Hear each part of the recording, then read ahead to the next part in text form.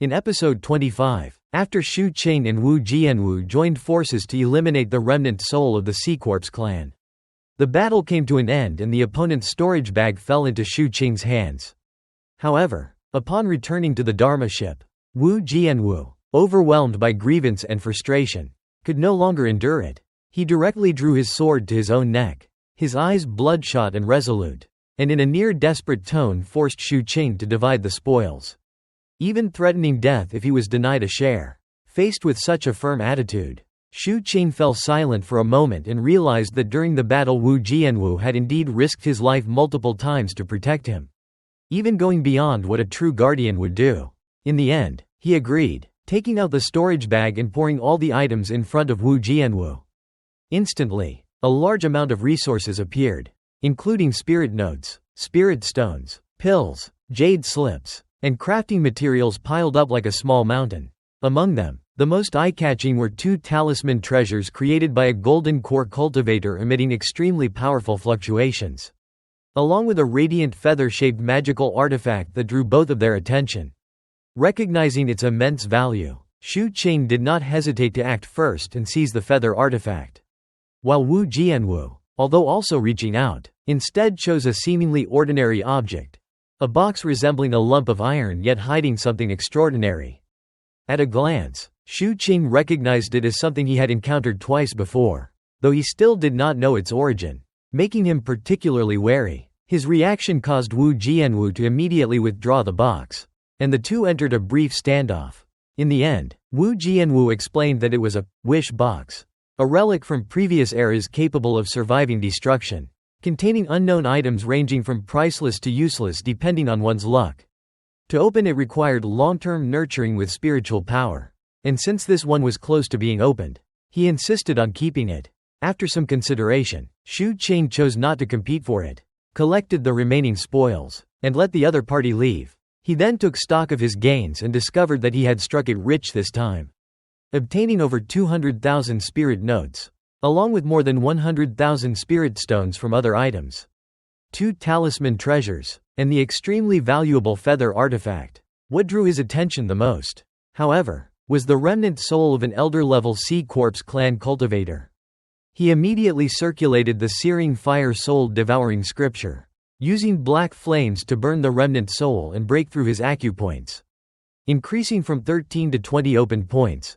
This shocked him and ignited a desire to hunt more remnant souls of the same level, though he also understood the extreme danger, as it would require cooperation with Wu Jianwu. Thus, he decided to quickly return to the sect to kaijo the life-binding talisman, recover, and then head back to the sea to pursue the formation of his life flame. While Xu Qing cultivated on the Dharma ship, Wu Jianwu quietly kept his distance, set up a barrier, and performed a series of superstitious rituals to open the wishbox. Inside appeared a jade bottle containing an ancient liquid that still retained medicinal effects, along with a jade slip related to an ancient emperor-level existence. It left behind a bizarre message requiring the one who opened the box to leave descendants, presenting both a great opportunity and an eerie undertone that made him both excited and cautious. However, upon reading it carefully, the contents were extremely obscure, forcing him to study each word. When he finally understood part of it, he realized that the substance in the bottle was related to bearing offspring, seemingly intended for women, which shocked him. Recalling that he had previously sniffed it made him even more uncomfortable, leaving him both angry and reluctant, believing it might contain the bloodline of an ancient emperor, and thus he fell into inner conflict. From afar, Xu Qing noticed that Wu Jianwu had likely opened the box and casually asked about it. But Wu Jianwu only panicked and used spiritual power to cleanse his nose. His expression unsightly and his answer vague. Xu Qing roughly guessed the situation but did not dwell on it. On the way back to Seven Blood Eyes, he studied the feather artifact and discovered that it could unleash tremendous speed in a short time, though it required a sufficiently strong body, so he refrained from testing it for now. Throughout the journey, Wu Jianwu displayed a peculiar personality. Whenever encountering others, he would change into a Taoist robe, adjust his demeanor, and surround himself with sword energy to appear like a cold immortal. Yet when unobserved, he became lethargic. Xu Qing gradually got used to it. The ancestor of the Vajra sect transmitted a voice analysis, stating that this person valued face extremely and that this weakness could be exploited to control him, even suggesting recording his embarrassing moments as leverage, which Xu Qing accepted in exchange for extending the ancestors' existence. As they neared the sect, Wu Jianwu took the initiative to speak, introducing himself as Wu Jianwu, the ninth prince of the first peak, leaving a message that there was no need for a life-and-death confrontation and warning that excessive killing intent could lead to mysterious disappearances. However, immediately afterward, he displayed a flamboyant movement technique, transforming into a rainbow and standing on a giant sword while reciting poetry before the crowd. Xu Qing remained indifferent and unaffected. Entering the harbor of seven blood eyes, the life-binding talisman dissipated, and he returned to the seventh peak, entered his cave dwelling, checked the formations, and reviewed visitation records. The most notable among them was a Ba, a lower mountain disciple, who had repeatedly requested to meet him. Thinking of having once saved him, Xu Qing decided to allow it. Not long after, a Ba appeared before the cave dwelling with great respect, not daring to approach, placing a token on the ground before kneeling and kowtowing until his forehead bled. Then immediately leaving, Xu Qing picked up the token and realized it was a harbor storage token for a ship, something that could only be obtained after dealing with or seizing vessels outside the sect. This showed that a Ba had risked his life undertaking dangerous work to obtain this gift in gratitude, as his previous offering of a criminal's corpse had not been accepted. So he chose another method this time. Moved by such sincerity, Xu Qing ultimately decided to accept the token, thereby acknowledging the other party's loyalty and repayment. The next day, Xu Qing went to the location indicated by the token and found a small merchant ship that had been abandoned for 2 months with no one claiming it. Although there were no extremely rare treasures inside, it still contained a considerable amount of resources, especially medicinal herbs, something he urgently needed, so he quickly collected everything. Afterward, he summoned his informants to deal with the ship and, at the same time, inquired in detail about the plan to build a new harbor, which he had previously assigned them to investigate. The informants immediately reported in detail, if established, the harbor would be divided into internal and external operations. The internal side, though not highly profitable, would help strengthen relationships within the sect, while the external side could generate enormous income through trade but would require coordination among multiple departments such as the Flower Escort Division, Operations Division, and Transport Division. They also emphasized that the cost would be extremely high, at least 3 million spirit stones for basic construction, and over 10 million if fully developed with shops and infrastructure, potentially with no upper limit. However, if operated well, it could break even in about 2 years, begin turning a profit from the 3rd year, and generate around 3 million spirit stones annually. Additionally, harbor construction was typically not undertaken by a single individual but required joint investment from multiple foundation establishment cultivators or involvement from sect financial institutions, though this also came with many constraints. After hearing this, Xu Qing remained outwardly calm, but inwardly he was deeply shaken. Previously, he had believed himself to be quite wealthy with over 100,000 spirit stones. Yet compared to this scale, it was utterly insignificant. After careful consideration, he realized that investing would not only be extremely costly but would also bind him deeply to the seven blood eyes, bringing along numerous complications in management and cooperation. Gradually, the thought of giving up arose. He felt that if he truly possessed such a large amount of spirit stones, it would be far more practical to use them to hire people to hunt sea beasts or to support his cultivation. Thus, he decided to set aside the port plan, dismissed the informant, and changed into a gray Taoist robe while concealing his cultivation to hide his identity. Preparing to purchase supplies. On the way, Xu Qing mentally listed what he needed: medicinal herbs for refining, talisman treasures, magical artifacts to enhance combat strength, as well as soul slips, items he had once seen Wu Jiandu use, and spirit breath lamps.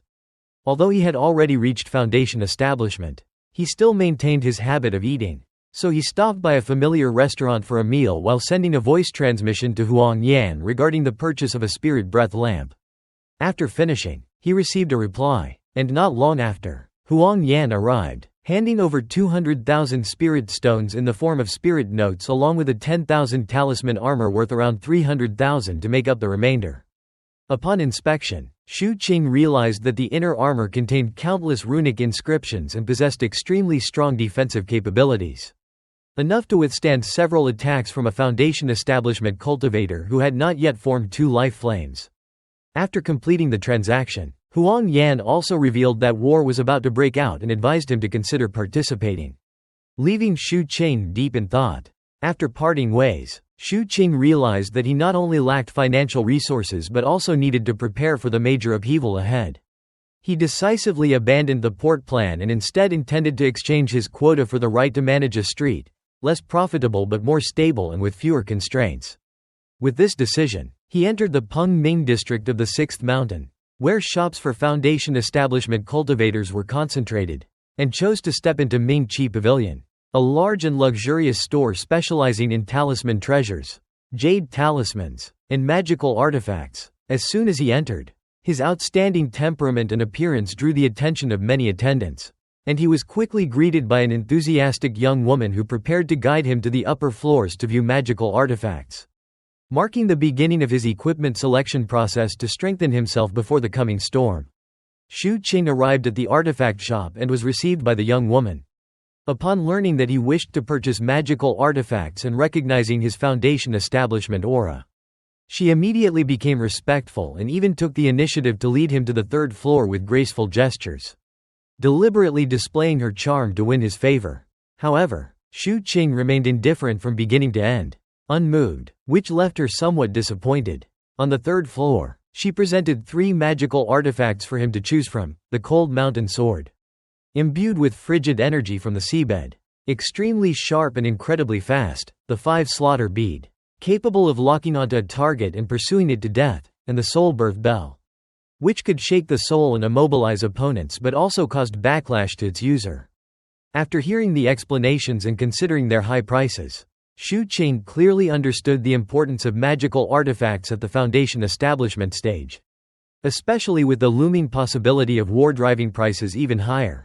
Though he desired all 3, he ultimately had to choose, and in the end decided on the Soul Birth Bell, having devised a method to offset its drawback by letting the artifact spirit of another treasure wield it from a distance, thus avoiding backlash. After the transaction, Shu Qing continued downstairs to purchase additional defensive and offensive jade talismans, spending a large amount of spirit stones and lamenting how cultivation costs grew increasingly terrifying, from qi condensation to Foundation establishment. The expenses only escalated, leaving the shop with nearly empty pockets. He planned to head to the Tranquil Spirit District to find medicinal herbs when he received a voice transmission from Zhang San. The two arranged to meet at 100 Herb Workshop, where Zhang San revealed a major business plan based on intelligence that war between the sect and the C-Corps clan was imminent. Unlike others who only thought about stockpiling resources, Zhang San aimed to construct and consolidate ports so they could be requisitioned by the sect for war efforts, thereby earning enormous profits. He proposed that Shu Qing contribute his port establishment token without investing capital in exchange for long-term profit sharing. Recognizing the opportunity and trusting Zhang San's abilities, Shu Qing agreed to hand over the token, and a sense of anticipation for immense future profits arose within him. Afterward, Shu Qing entered the 100 Herb Workshop and purchased a large quantity of rare poisonous herbs, many of which he had only seen in ancient texts. Although he had to spend more spirit stones, he was satisfied with the rich harvest and even pre-ordered rare materials such as Ghost Desire Gourd to support his cultivation plans. Returning to his cave dwelling, he devoted himself to both cultivation and poison refinement, aiming to create a toxin capable of killing Foundation establishment cultivators, especially to counter the C-Corps clan. Half a month passed in seclusion, during which news spread throughout the sect that the C-Corps clan might launch a full-scale war against the Seven Blood Eyes, creating a tense atmosphere that signaled an impending storm. As soon as the news of the impending war spread, it swept through the entire sect like a storm, drawing all cultivators, whether on the mountains or below, into a state of tension. Although high-level cultivators would be the main combat force, qi condensation cultivators still played indispensable roles on the battlefield, including setting formations, logistics, transporting supplies, and even directly engaging enemies of the same level. Disciples below the mountain had no right to refuse participation. Only upon reaching Foundation establishment could one choose whether to join the war. For Xu Cheng, this news was not surprising, as he had already seen signs of war from the battles of peak masters at sea, Huang Yan's warnings, and Zhang San's early preparations. Initially, he had not paid much attention, but after cultivating the killing fire devouring soul scripture, his perspective changed completely. War was the ideal environment for devouring souls and rapidly opening acupoints, especially since the souls of the Sea Corpse clan were exceptionally effective. He calculated that if he continued hunting sea beasts by traditional means, it would take at least 2 to 3 years to open enough acupoints to form a life flame, all while facing great danger as a foundation establishment cultivator.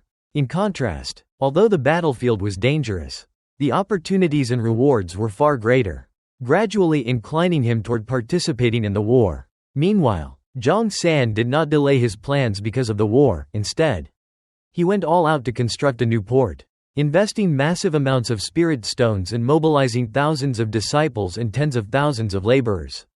The port changed day by day and quickly took shape. Leveraging his position in the transport division, he brought the entire system to serve the port, while the captain arranged for the Department of Fierce Affairs to establish a branch. Huang Yan introduced the flower fragrance division. Jiyu Mukching opened a pharmacy, and various forces and shops, ranging from essential cultivation services to gambling houses and entertainment venues, gathered there, making the port extremely lively and turning it into a new hub of the sect. Even Ding Shui joined by purchasing multiple shops and leveraging her connections, while Zhao Zhongneng quickly brought the operations division to set up a branch. All of this was part of Zhang San and the captain's calculations and subtle efforts to draw Xu Cheng in. After a month of rapid construction, the port was officially recognized as Port 176 and put into operation. Xu Cheng also moved there, temporarily postponing his sea expeditions while cultivating and waiting for the coming upheaval.